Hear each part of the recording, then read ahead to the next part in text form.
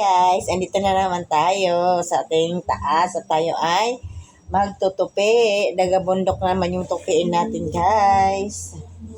Kumusta kayo dyan mga kasari? Ayan, dito muna tayo sa taas mga kasari kasi nga magtutupi tayo ng ating mga labahan. Matagal na po ito na nakasampay lang dyan, hindi natin natutupi. Pasensya na kayo sa boses ko, medyo tayo kasi nga may sipon po tayo. May sipon po tayo mga kasari. Kumusta kayo dyan mga kasari? Ayan, magandang hapon, maulan na hapon mga kasari. Ito ngayon, nagtutupi po tayo kasi nga ang dami nagalubundukin na naman yung mga tupiin po natin. Yan, pagkatapos natin nagbantay sa baba, dito naman tayo sa ating taas mga kasari para matupi-tupi naman itong mga natin. Sinampay, dami pa tayong tupiin doon, no? Mga kumot natin mga kasari. Isang araw natin ito nilabahan. So, tutupiin na po natin. Ang hirap din po kaya magtupi.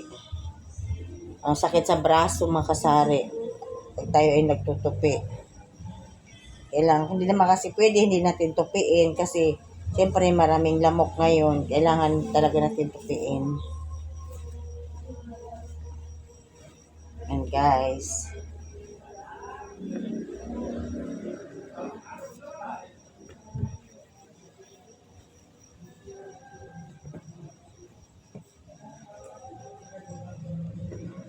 kumot po natin. Ito yung mga towel. Maraming. Ilang kumot? 1, 2, 3, 4, 5, 6, 6 na kumot yung tutupiin natin mga kasari.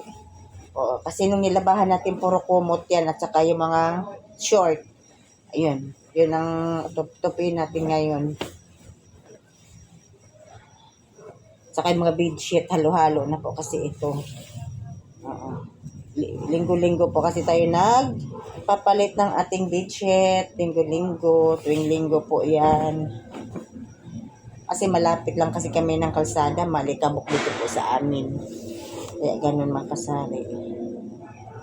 Hirap kaya magtupi. Kanina pa ako dito. Tapos ako naglaba kasi ako kanina makasari, naglaba din ako. Ito yung tinanggal ko ito. Tinanggal ko yung sa hanger. Ngayon tutupiin natin kasi nga nagsampay ako. Hinanger ko din po doon. Kulang po kasi tayo ng hanger. Ayun, tinanggal natin yung mga tuyo na. Kasi nga ginagamit natin yung hanger kanina. Kasari. Ito yung tinanggalan natin kanina. Kailangan na natin tupiin.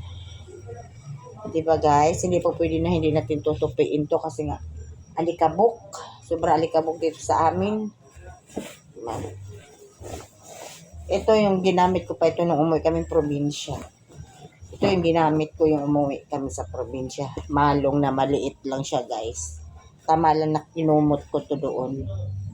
Diba? Ito lang yung kumot ko nung umuwi akong probinsya guys. Tagal na po ito. Diba? Pa guys. Ito yung mga short naman ang ating tupiin. Ayan guys. Yan lang masishare ko po sa inyo. Please subscribe my channel, Bitman Sugan. Share and like. So, suportahan nyo naman po ako para sa ating minsan naman para sa ating paglago ng ating tindahan. Yan guys, suportahan nyo naman ko. Yan ang kwarto namin. Ito yung kwarto namin. Ito yung sa anak ko guys. May bintana din dyan. And please subscribe my channel, Bitman Sugan. Share and like. See you guys.